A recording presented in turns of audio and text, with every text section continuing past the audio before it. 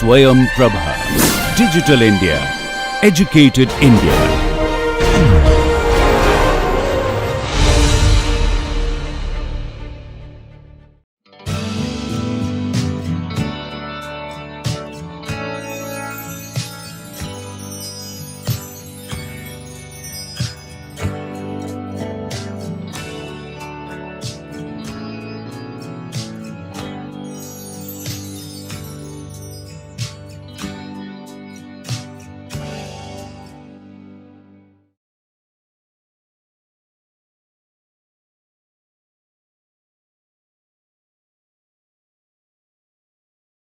Welcome all of you to this fluid mechanics course. Today we are going to learn about conservations of mass. As you could remember it, in the last class we discussed about Reynolds transport theorems. So, the Reynolds transport theorems will be used to derive mass conservation equations, which is a important equations for any fluid flow problems. Now again I can repeat you that you can have a this reference books, Singhal Simbala, Fluid Mechanics and Fundamentals applications, then FM White is Fluid Mechanics. Mostly the derivations and all partly we have been following for this book, and this fluid mechanics concise by Professor B.Tech. Let us come back to what we learned in the last class. If you remember it, I discussed very thoroughly what is the difference between systems and the control volumes. Mostly in the fluid mechanics we follow the control volume aspect. That is the reasons we need a relationship between the systems and the control volume. The Reynolds transport theorems establish the relationship of conservation mass from system to control volume. So, that is the strength of the Reynolds transport theorems, and as already I discussed is that you can have a three type of control volumes. Fixed control volume, that means with a reference to the space it remains at the same locations, with as the time goes it does not move it.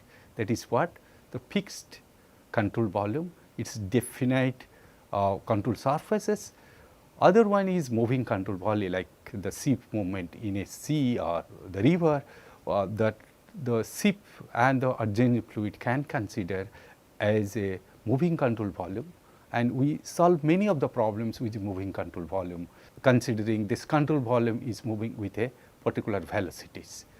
Not only that, the shape of the control volume can change. That what is the deformable control volume. The shape of the control volume can change with respect to time, then we call deformable control volume. So, the three type of control volume: fixed control volume, moving control volume and deformable control volume. So, in deformable control volumes, the shape of the control volume changes with the time. In case of moving control volume, the control volume moves with a particular velocity. That is what is moving control volume, and the fixed control volume, as you can say, it remains stationary at that space regions.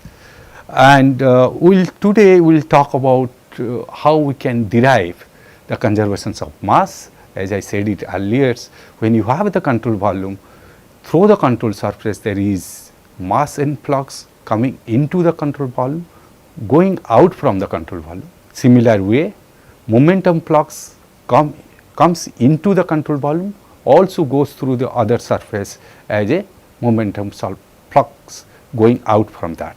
Similar way, we can think if this energy fluxes comes into the control volume, goes out of this thing. So, that way the conservations of mass, linear momentum, energy equations, that what we will discuss more details. Today I will focus on mass conservations only, and that is the point what we will discuss it. So, as I have given very briefly that Reynolds transport theorems, moving and deformable control volume, conservations of mass will derive for simple case to a complex problems, how we can write a conservations of mass.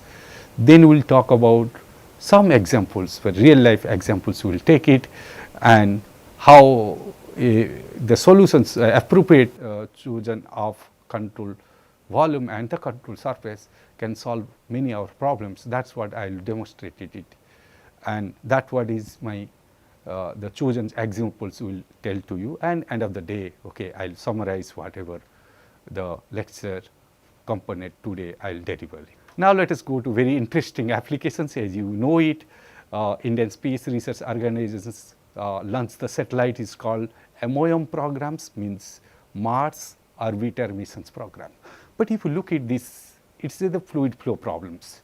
If you look at the trajectory which is started from the Earth, and if you look at the trajectory part here, it's how this trajectories goes on, change, which launched on 1st December 13. Okay, it's to reach the Mars orbits on 24th September 14th. If you look at that, all satellites moving in a atmosphere, the space so accurately, considering drag force and all the things so accurately, the trajectory has designed it to reach the Mars orbit after almost more than 1.5 years. So, the fluid mechanics knowledge what we have today, we can design the trajectory from the Earth to the Mars orbiter. So, what I am to say that the fluid mechanics is today is expanded in a very, very high applications way. So, what we want to study it in these course is introductory levels, and if you have an interest, then really we can solve these problems which we have done it for Mars orbiter missions, launching the satellites from the Earth to reach up to Mars orbiter locations. And if you look at the payload or the sensors, whatever was there in the Mars orbiter missions, starting for methane sensors, the color cameras, infrared sensors, alpha photometers, and quadruple mass spectrometers. I am not going to discuss each sensor what does it. Okay. If you are interested, you can get a lot of literatures available in internet. But what I am to say is that the India has a capability, or Indian scientists have a capability to design a satellite tracking systems with the sensors, starting which launch in from the Earth's surface, and it can reach up to the Mars orbiters.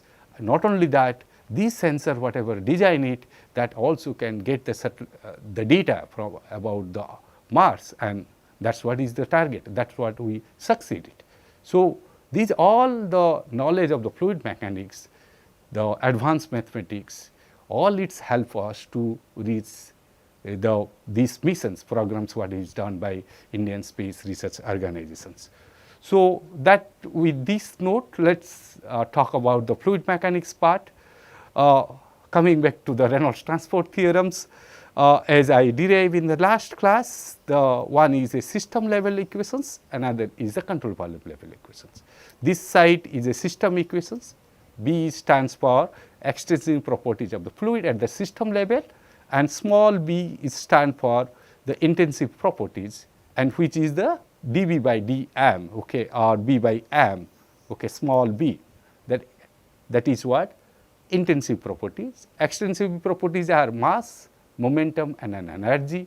Intensive properties are unit value for the mass, for the momentum is the velocity factors, for energy it is also small e, the specific energy per unit mass. So, if you look at these equations, let us look at this is the system level of equations.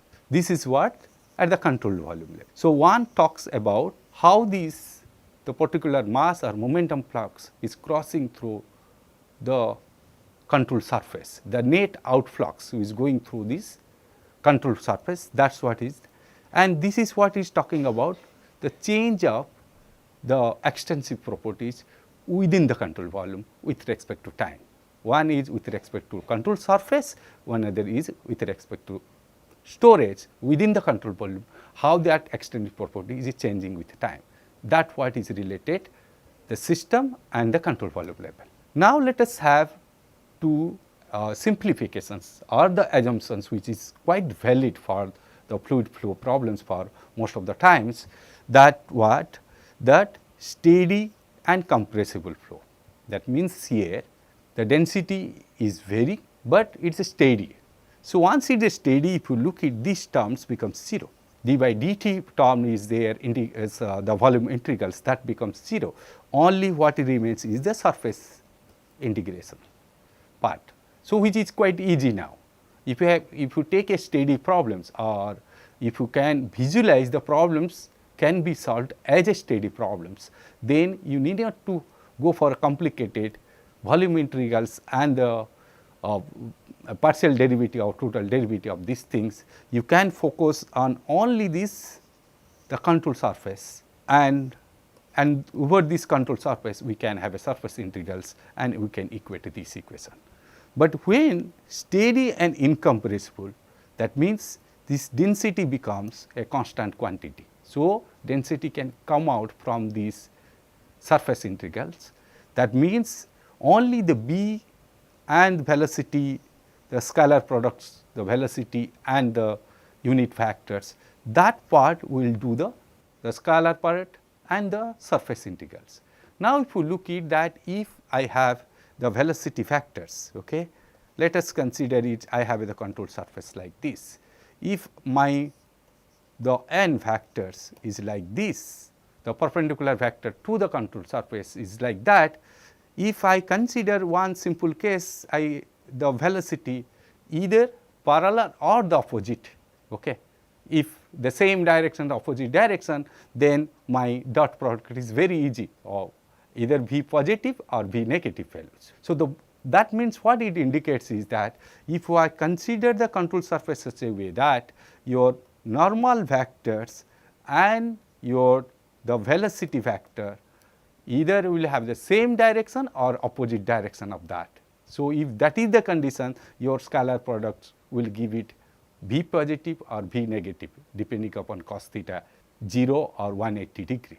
So, that the very easy to choose appropriate the control surface and find out what could be appropriate the normal vector to that control surface. If I know that, that means that should be aligned with my velocity vectors. So, once I know these velocity vectors, I can have a approximate my control surface such a way that it should have a perpendicular to that, or the unit vectors, perpendicular vectors, that should be equally have the same line or the opposite directions. So, that the tricks what we follow it to simplify the problems instead of doing this the scalar products, okay, which we can do it. It is not a difficult task as is the today's world, but we can simplify that taking the appropriate control surface. That to be remembered, appropriate control surface taken such a way that these scalar products can be simplified it. So, once it is simplified it, only we need to do a surface integrals of the velocity and the dA and the B value. It's now the problem is quite simple for steady incompressible flow, which mostly in my lectures we will talk about this part only. Now, coming it to very interesting flow patterns, like if I consider moving control volume like a ship which is moving with a velocity v, if is that, so then the concept will be the same, only here we will talk about the relative velocity component. That means there will be a fluid velocity v and control volume is moving with a velocity, let be the Vs. So, we need to know it what will be the relative velocity Vr crossing through this control surface. Okay. For example, if the V is 5 meter per second and Vs is moving in the same direction with 3 meter per second, the relative velocity will be the 2 meter per second. So, that way we try to find out what will be the relative velocities coming into a moving control volumes. That is what in generally you do in any physics problem, the same way where the control volume we have considering and the control volume is moving with velocity v. That means the control volume is moving with the velocity v, okay, sorry, this control volume is moving with velocity vs and the fluid velocity is v.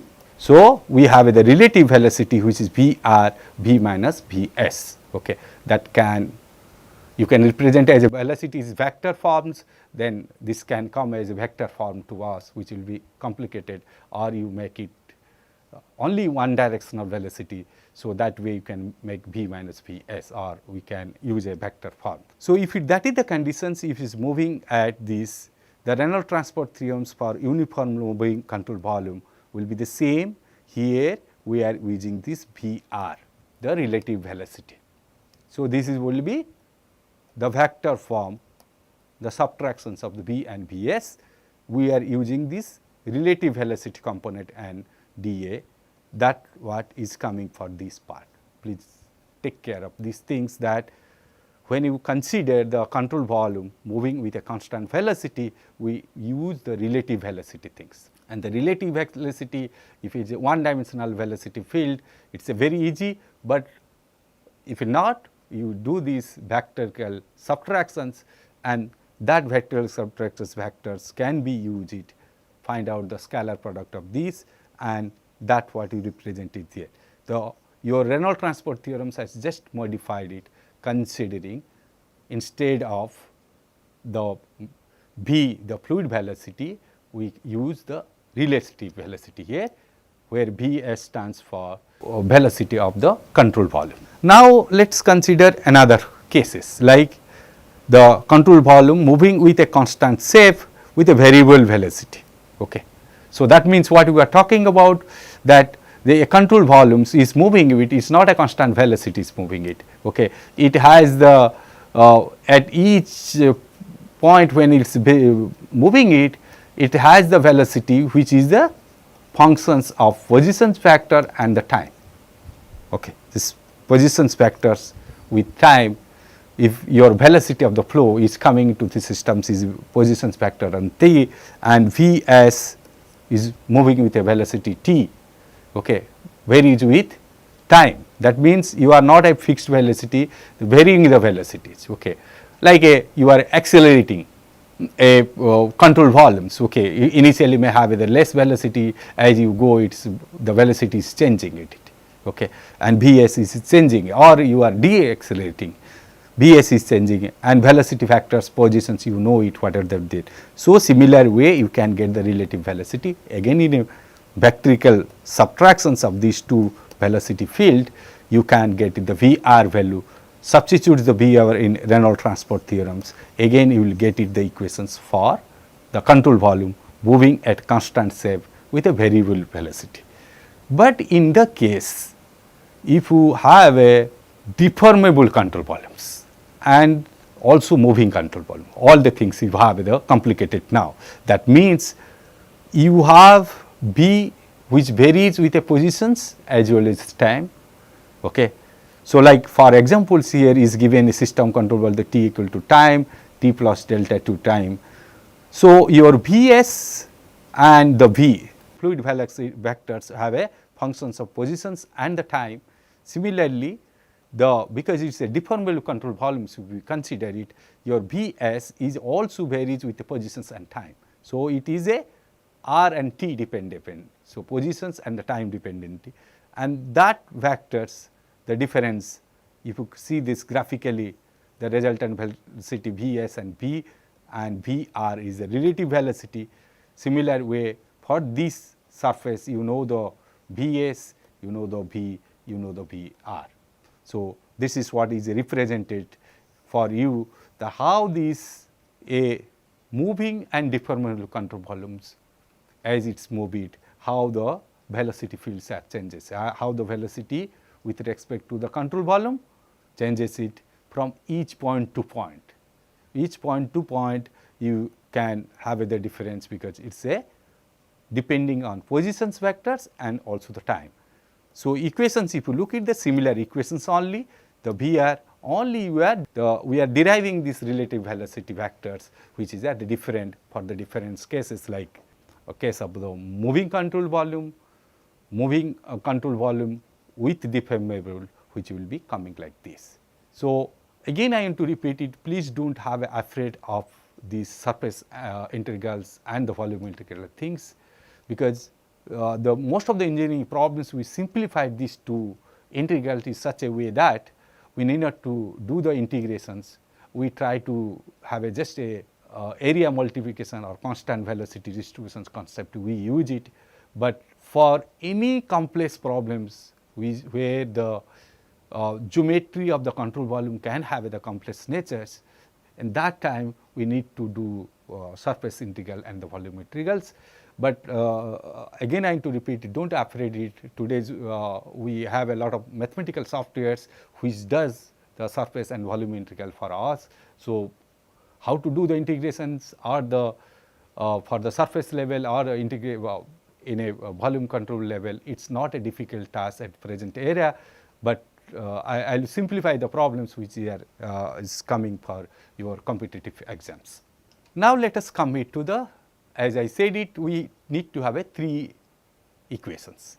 One is conservations of mass, conservation of linear momentum or the angular momentum, and third is, as you know it, conservations of energy. So most of the times you remember, whenever you solve the fluid mechanics problems, we have a 3 helping hands. Okay, it's not the 2, it's okay, 3 helping hands. One is conservation of mass, another is momentum, or another is energy. But the problem is that many of the times we solve only the pressure and the velocity. Okay, many of the problems what we are going to solve in this introductory fluid mechanics only need to solve for the pressure and the velocity. So you may not need a 3 equations, you just need 2 equations. In that 2 equations, first foremost requirement, always mass conservations will be there. Okay, whatever the problems you solve it, the first thing is that mass conservations will be there. Only the option is left with us whether you have to consider conservations of momentum or the energy. That's the difference, because we have only 2 solutions we are looking at, we have a 3 equations. That's what quite interesting in the fluid mechanics. Sometimes we use the linear momentum equation, angular momentum equation, or the energy equations depending upon the problem. So how to easy to solve the problem. So that's what you targeted. So let us come to the mass conservation equations, which is very easy equations to be solved with, and the conservations of mass. At the Reynolds transport levels, if I put it the B, capital B equal to m mass, small b equal to the 1, and no doubt that d by dt or dm by dt for any systems, that is 0, unless otherwise you have a nuclear energy, additional energy is coming to the systems, what in general you don't consider in this case. No chemical process and all, only we are talking about the process where the additional mass is not coming to that, or mass is not decaying from the system. If you look at the things, substituting B equal to 1. Now simplify the problems. If you substitute B equal to 1, if you look at that, the density will be functions with, we can put it and you have this part. So the volume integral and the surface integrals here. And this is a very interesting equations now. If you look at that, this is talking about the net outflux of the mass through this control surface. That means if I consider a control surface, there will be the regions which is the inflow regions, there will be regions which will be the outflow, and there will be regions where no exchange of mass, okay, no flow region. So that means what you are looking at? You are looking at inflow max and the outflow max. The net change of the mass in this control volume should be equal to the change of storage, mass storage within the control volume. That's what the concept if you look at. If you look at, if I put as a unit level, the density what? Kg per meter cube. Multiply with the volume, which is the meter cube. So what it indicates for me is that kg per unit time. So this is what? How much of kg of mass storage is happening per unit time, that's what we are getting from this within the control volume. This is the net outflux of the mass. If you look at the B into dA into the rho, V is the velocity, dA, if you just look at the dimensions, if you are just I am putting to the dimensions part, which easy to remember, or whenever you write the equations by mistake something, always check the dimensions of the problems. Okay. The dimension of the any equation component should be the same. For example, is the density, again I can say that it is kg for meter cube, velocity is meter by second, into area is meter square. So, what is finally is coming it kg per second. So, these two equation component is kg per second. This is mass fluxes. What net outflux of the mass within this control volume will be the net change in the mass within the control volume. How much crossing through is net crossing things and the net flux. So, that what is the mass thing.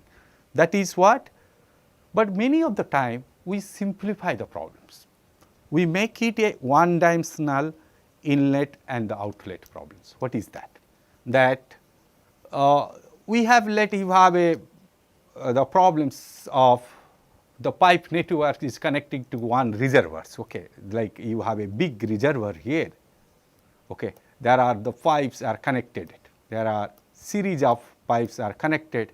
Some are inflow, some are outflow. Okay, if it's this is the reservoir.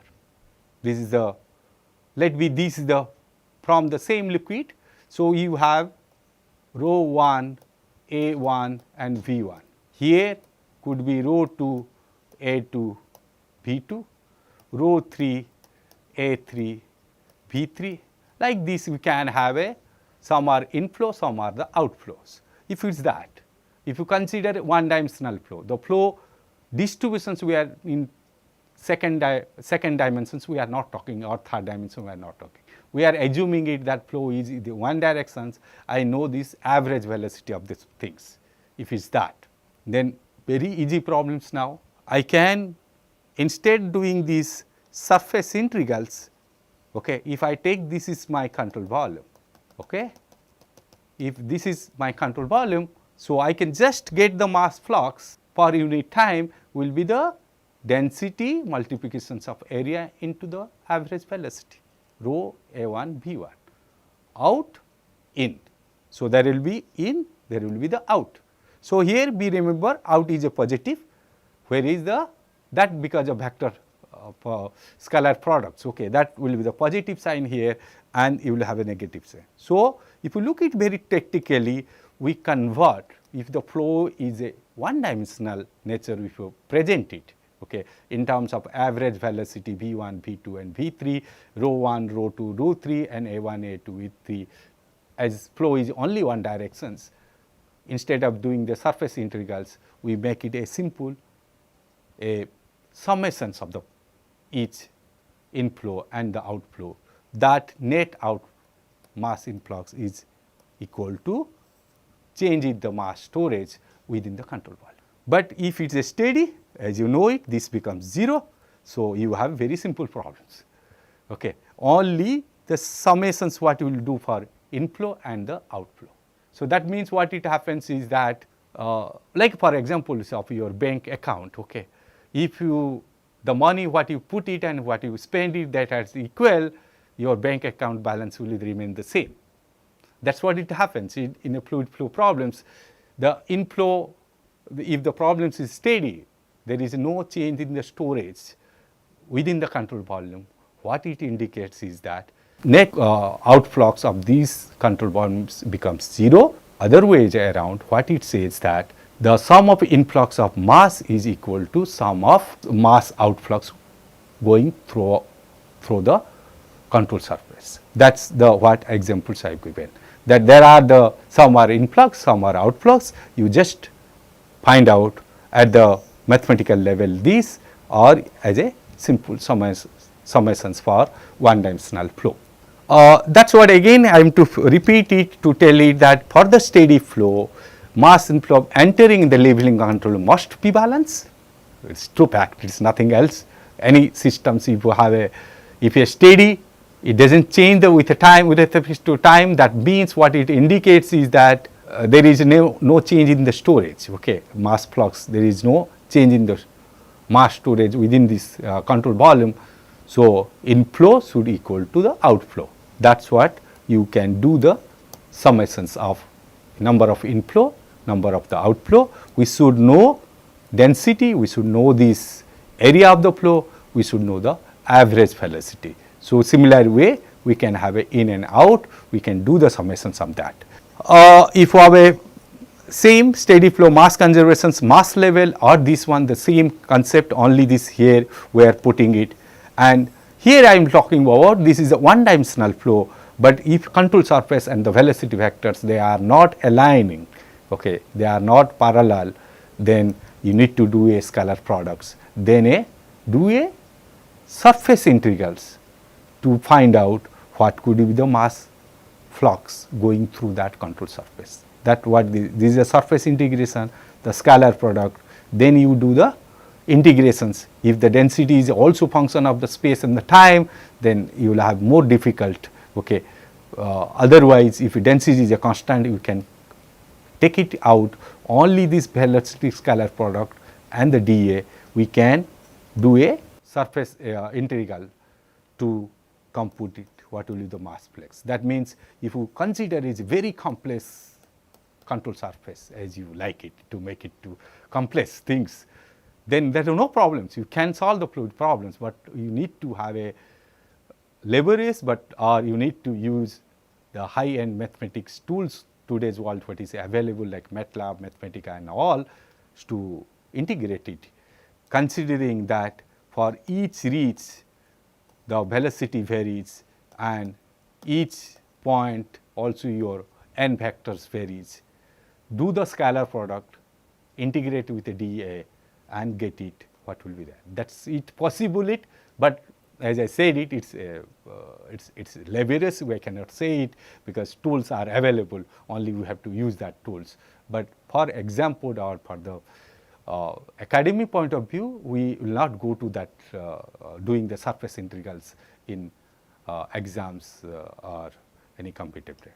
Now, let me commit to the, if your flow is incompressible, again we have a lot of simplifications, again I can repeat it.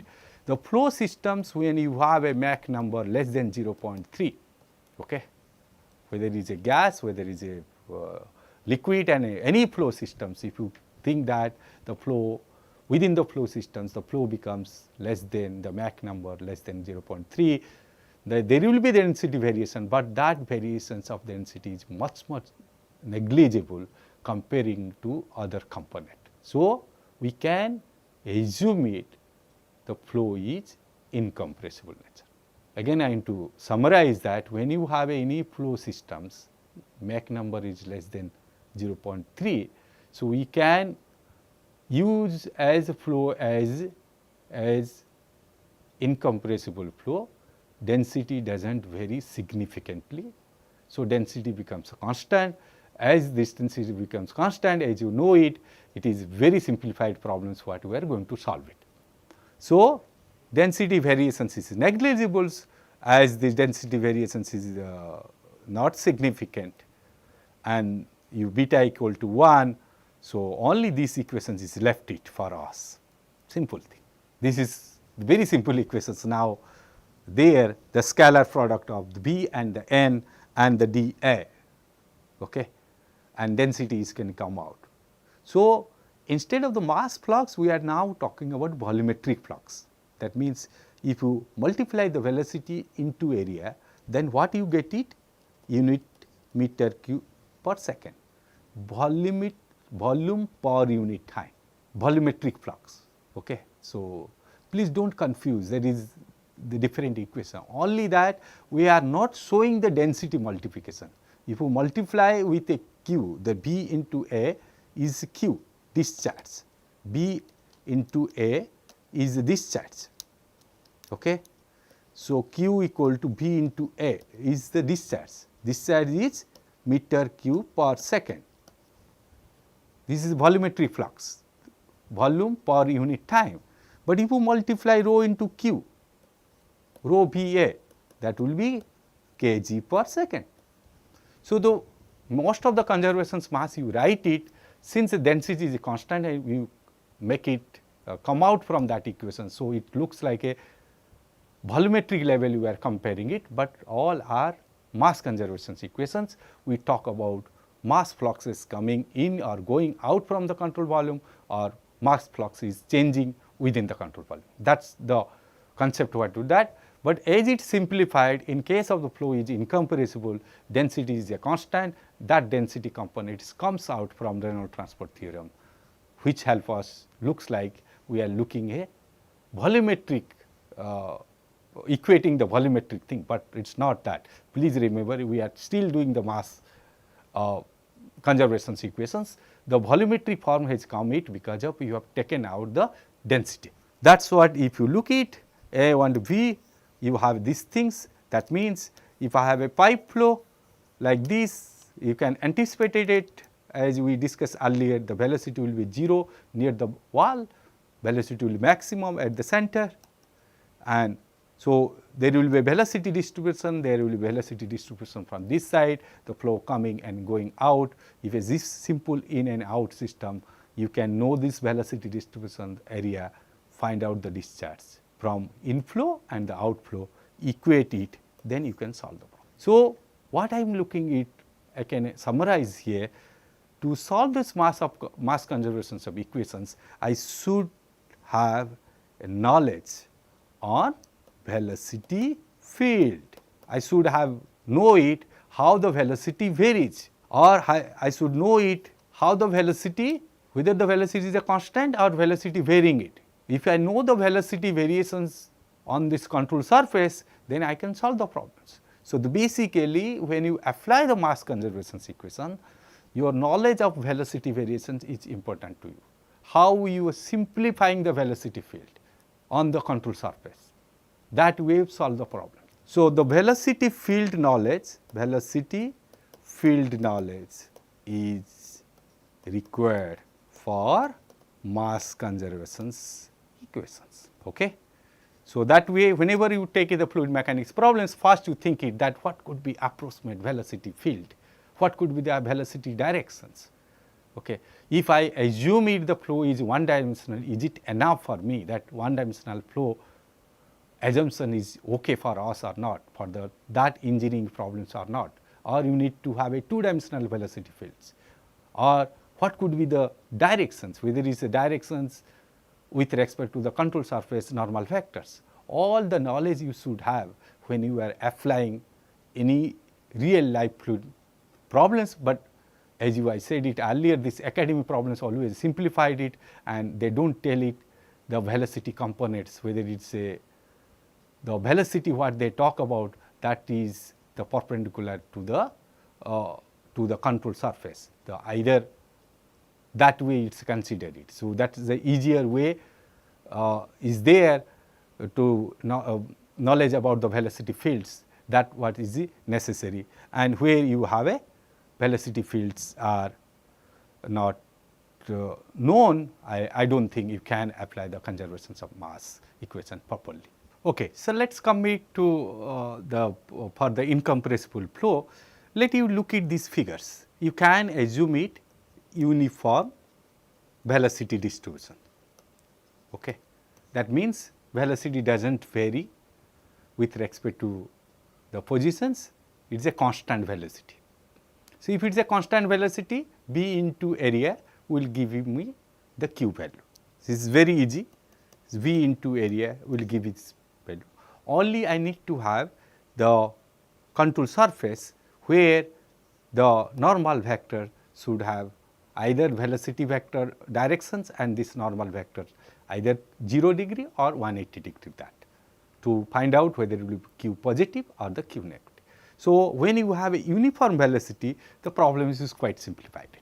But the case is you do not have a uniform velocity, as you know it when you have a pipe flow. You cannot have a uniform velocity, you do not expect that you will have a uniform velocity for that. So, you will have a 0 velocity near the boundary of the wall of the pipe and you will have a velocity like this. So, in that case many of the problems what we give a average velocity. The average velocity what we get it V into dA by 1 by A. That means we are integrating the velocity with a dA. Okay. integrating the velocity with a dA and divide this. So, it represent average velocity. It consider the velocity distributions to compute the average velocity. So, somewhere the average velocity will come it like this. Okay. So, some of the case the problems given the average velocity, that means it consider the velocity distribution, after that it has given the average velocity. By doing a surface integrals, average velocity is given. Once you know the average velocity, you multiply with the area, you will get the volumetric flux or the discharge. But the sum of the case, if you do not have, if you know the velocity distributions, how it is varies it, you do surface integrals of that and find out what is the average velocity. Multiply it with the density and the area, we will get the mass flux. We will get mass plot if we will have a product of density, velocity and the area. Velocity will be the average velocity. But in the some cases like this, okay, you may have the conditions where the velocity variations may be very complicated. The fluid flow problems where then you need to do the integrations to compute it, the average velocity for that. So, you need to do a surface integrals to compute it, how the velocity is varying it, and this is my control surface. So, that way we can quantify the V average, which is by integrating velocity. Similar way, many of consider if a flow is compressible, you assume the density is varying it, you can use average density concept. Okay. Again, you can integrate density with respect to area, then you compute the average things and you can multiply that. Please remember, in this case it is considered it cannot be, if a density and the velocity, the multiple functions will not be separate functions. Okay. They will be depending each others, then these simplifications cannot be done it. But assuming the density and the velocity does not depending in each other, they are independent, then you may follow this concept to do this averaging to find out for compressible flow. Okay. For compressible flow, you can do this average product, but the assumption is lies that the density does not have a dependency with the velocity vectors. If it is that, then you need to do the product of the velocity and the density, do the surface integral to solve the problems. Now, let us come with very interesting problems which is there in textbook of FM White book. What is there? There is a tank. Okay. If you look at these figures, there is a tank, there is two inflows are there and the tank is filling the waters, okay, filling the waters, and within the tank there is air and there is waters, the liquid and the gas form of the waters. The problem is not given here, but I can put it, there should be air valve here, okay. As the liquid expands it, there should be air valve to air to come out from that, otherwise this will be very complicated problems, okay. As you put more and more liquid, but there is air cannot be compressed, that type of problem we are not solving it. We are having say that there is a air valve, as the liquid increases in space, the gases are not able to penetrate that, it will come out, okay. That is the very simplifications we have to do for these problems. So, is a one dimensional inlet, air is trapped at the top of the tank with a air valve, okay, what I have included here, and this water height is h. Find the expression change in the water level with respect to time, okay, how water level change it. If you have a d1, d2 is a diameters representing in terms of millimeters, and the average velocity v1, v2 is given it, the area of the tank is given it here, which is assuming the water at the 20 degree centigrade. That means we can find out what will be appropriate density of the water. As you know it, the density also changes with the temperature and the pressure, but mostly for the liquid like waters, it is a temperature dependent. So, that is what we are doing it here. So, given data is here, but again I need to tolerate, when you solve the problems, first you do the flow classification. The problems here in the one dimensional lectures, unsteady, because we are finding out the storage varies with respect to time, flow can be laminar or the turbulent, we do not know it, okay, and we have a fixed control volume. This is what we have considered is fixed control volume. Okay. This is first you have to, whenever you solve the problems, you classify the problem. Once you classify problem, it gives indirectly that these are the assumptions are valid for these problems what we are solving it. So, classify the problem, give the data given. If it is that, apply the Reynolds transport theorems. Okay. You apply the Reynolds transport theorem, you have a inflow and the outflow. So, there is no outflow this case. So, both the case you have an inflow which is a negative 2 here, instead of the rho A1 A2 and rho 2 A2 BB, and what is changing the storage of the water inside these control volumes. This is the control volume, and this control surface, the flow is coming in. Okay. What is happening is this change of the mass of water here, change of the air here. This part we are neglecting it, because we are not putting this air valve here, we are neglecting that part, okay, how the air part is changing it, it's otherwise we will go for incompressibles and all, do not go for that complicating these problems. So, we are just talking about how this part is changing it. So, you can simplify it, the density does not change, it is incompressible flow, we know the area of the tank. So, dH by dt, that is what these integrals and surface integrals will commit to these ones. Now, we will equate that is all, put it the Q1 and V1 and put these values, area into V1, Q1, Q2, dH by dt is a rate what you are getting it. So, only these things is that, again I can to repeat it, first you classify the problems, assume the appropriate control volume and the control surface, and each control surface you identify which is the inflow and the outflow. Then you talk about what is the change of the storage and what is happening it. So, that what if you can understand properly, applying this Reynolds transport theorems and the simplification and put the numerical value, it does not take much time or much problems to solve any problems. The first is a classification, applications of appropriate control volumes, find out the influx, what is coming mass influx, from where and where, from which part of the cross section, like this part is inflow, this part is also inflow, and the change in the storage here. And the change in the storage what we can represent it. And if you do that, the problems you solve it. So, that is what first how to use the classifications. Okay, again I am to repeat it, please do the classifications accurately. Then choose appropriate control volume. The control surface should have a perpendicular to the velocity vector, that is what you see that. I can have any shape, then I have to do a surface integrals. To avoid the surface integrals, we have make it a control surface, their velocity should be perpendicular to that. Okay. Either should have a, with respect to normal vector, should have a 0 degree or 180 degree. So, in that case you need not to do a surface integrals.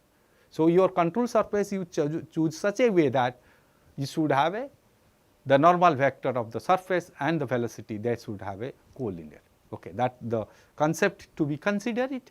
Then is a very simplification that you just substitute the values and get it what will be the dH by dt with a given data set with a numerical value you can put it. Finally, you will get it the rate of change of the height, that means in this the height will change 0.015 meter per second.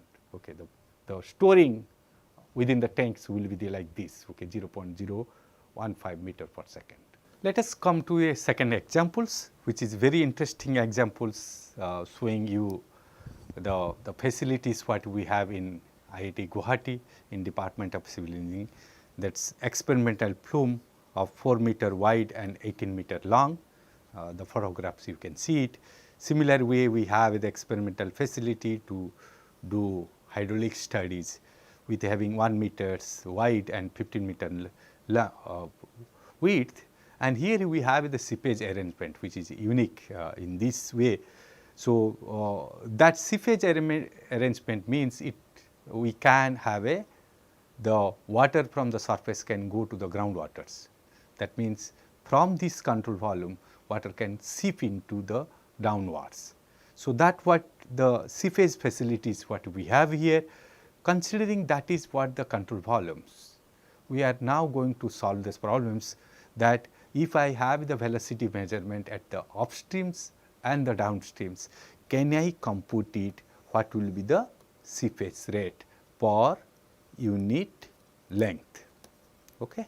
That means, I know the average velocities at the upstream, I know these downstream velocities, also I know width and the depth of the channels the respectively.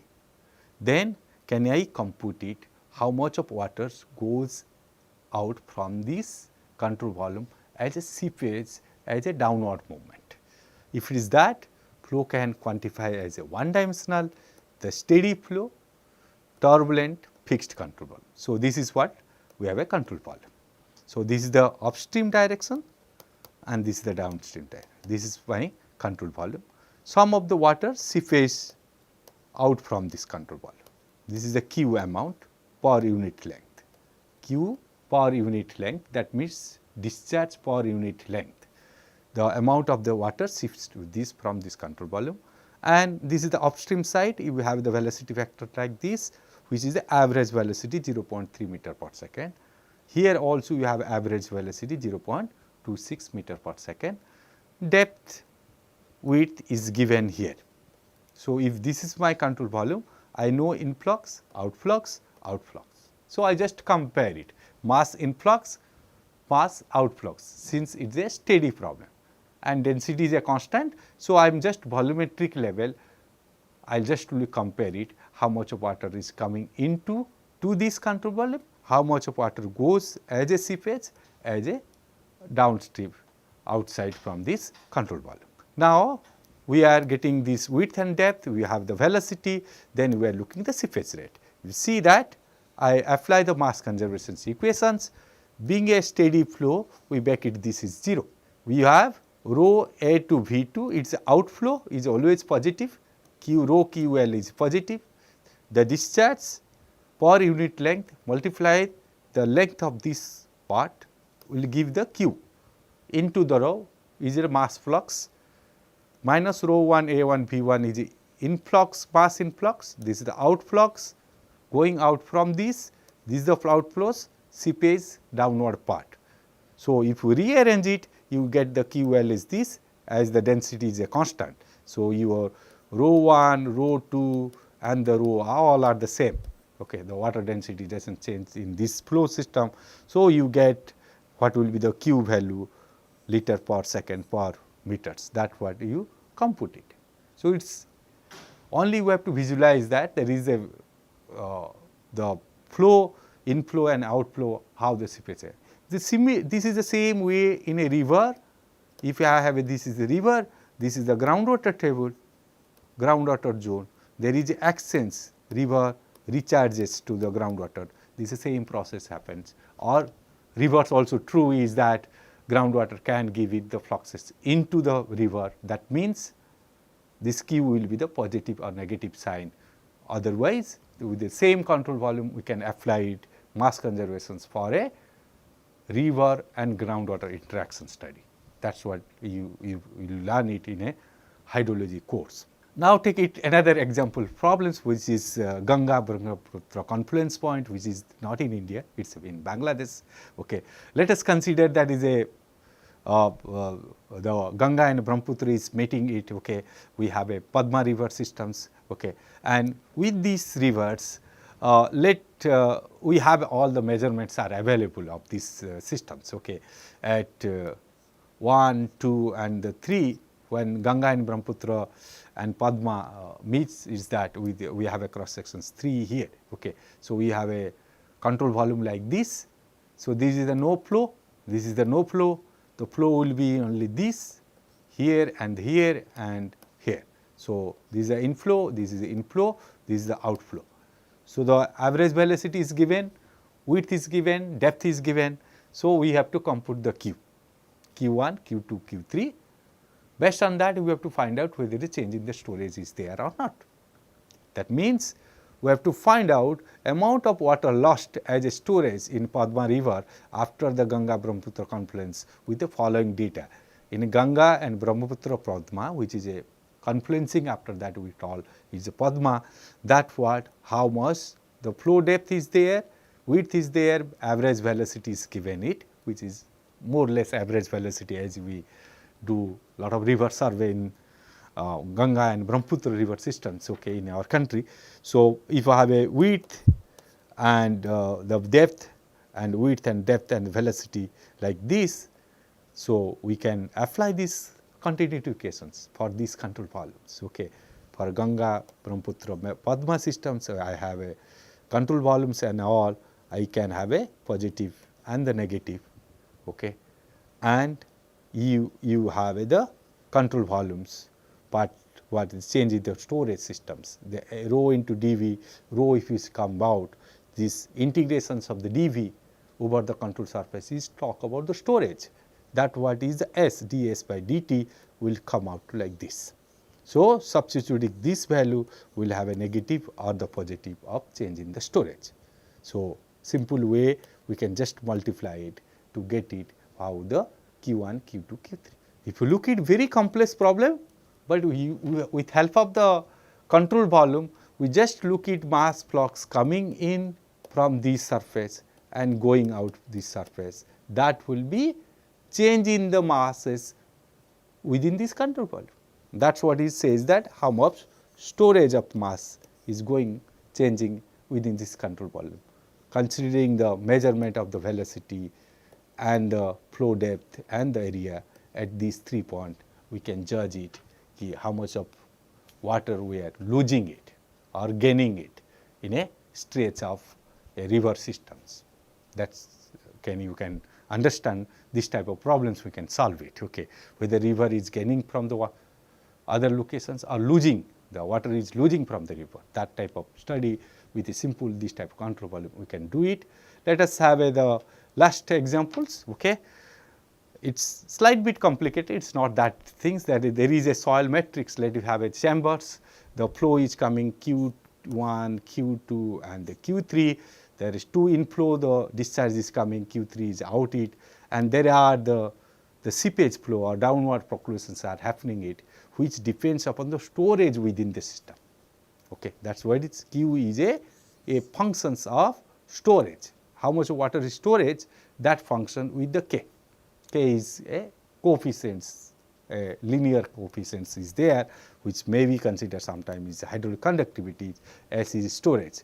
I have a Q1 and Q2, I have the Q3, how much of liter per second, because very less quantity of water, not comparing with the Ganga and Brahmaputra systems. So, even liters per second we are coming to that.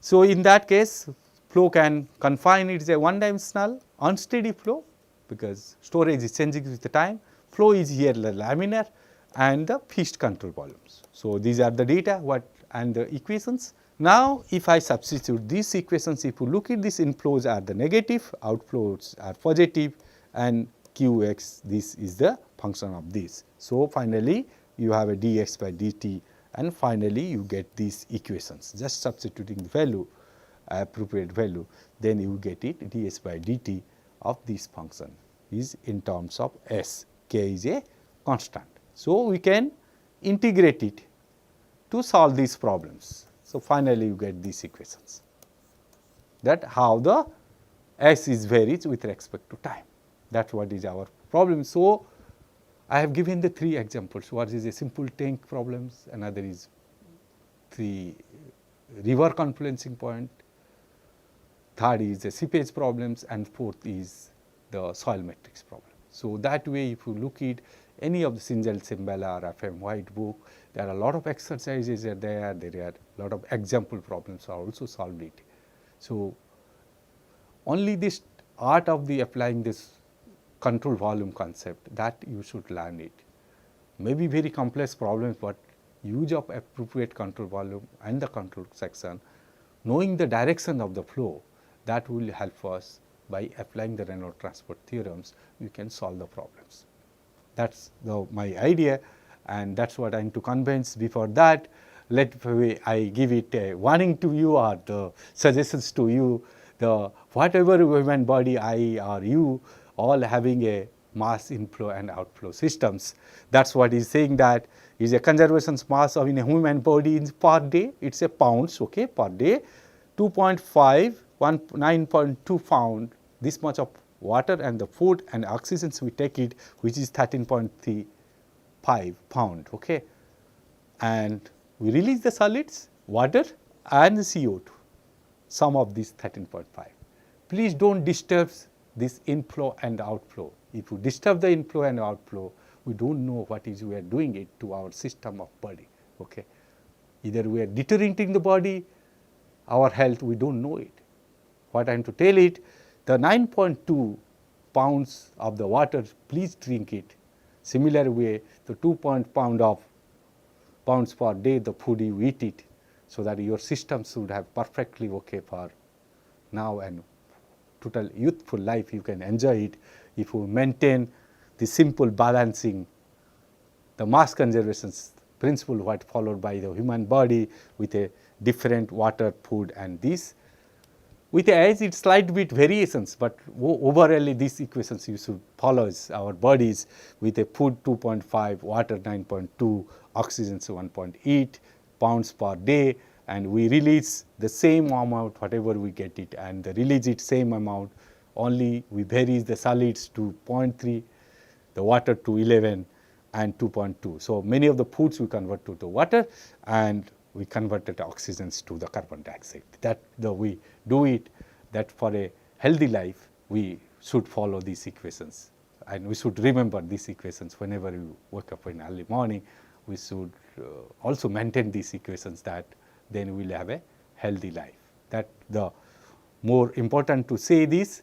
With this, let me conclude these lectures, very interesting lectures for me. I don't know what you enjoy or not.